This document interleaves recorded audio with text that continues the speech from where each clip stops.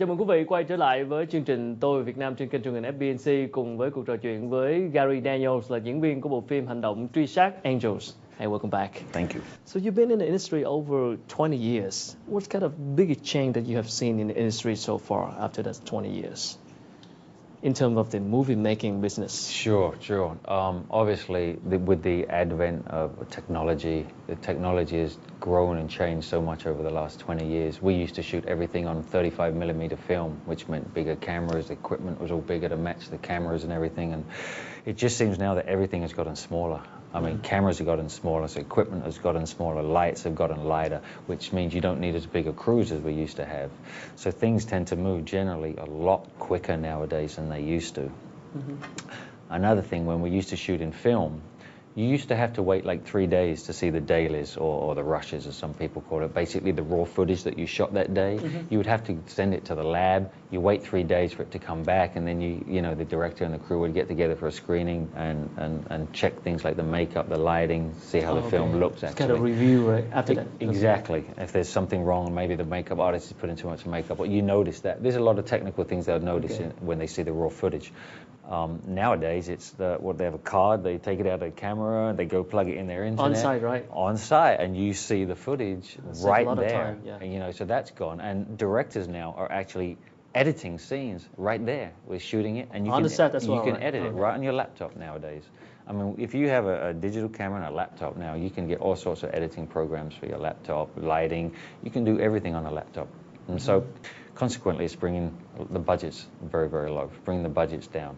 So equipments have changed, technical things are changing, and budgets are changing. It's a completely different industry nowadays than it was 20 years ago.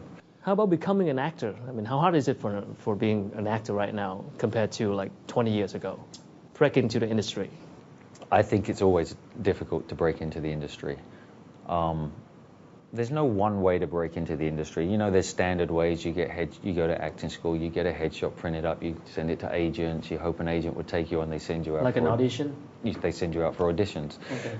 That's a standard way of doing it. But there's many other ways of getting in the film business now, especially now, like you can create fame. But look at a lot of the MMA fighters nowadays. They get fame from being these fighters, and they're getting asked to do lead roles in films and everything without having any acting background.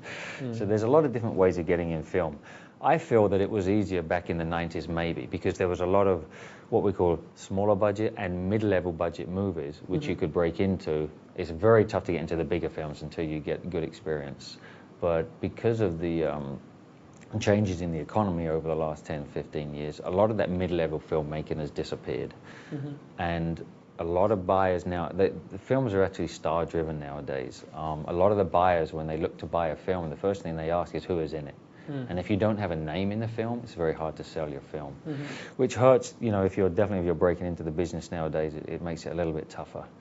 But if you have a passion for it, you go for it, right? You don't let anyone tell you no. It doesn't matter what you want to do in life. If you truly believe yourself, you go for it. You don't let anyone tell you no. Okay. So is the world economy is kind of slowing down right now? Does that affect the film budget? It has affected film budgets. Since the early 2000s, September 11th, and you know, world economies have crashed, which means the buyers from all around the world that want to buy films, like American films, they don't have the money to pay for films that they used to have. Like, for instance, when I would do an action film back in the 90s, do a lead in an action film, say a territory like Korea would pay $500,000 for the rights for my film to show in Korea. Nowadays, you're lucky if you can get like $70,000 out of Korea. So consequently, if the buyers are not paying so much money, but profits are going down for the filmmakers, which means they have to drop their budgets down to accommodate that. We used to make a lot of films. I talked about the mid-level range of filmmaking. We used to make a lot of films from the $3 to $7 million range. That level of filmmaking, you just don't see much of it anymore. It's either you've got the big blockbusters, $30 million plus, or you got a lot of people shooting films around $500,000 and lower, and then that middle section's gone. So paychecks have been affected, obviously, for actors. If the producers' profits get affected, then there's a trickle-down process, so it affects everybody from crew to actors. I heard that the directors of Angels, which that you mentioned before, he's part of the new generations of directors or movie makers who tend to do a lot on the film set.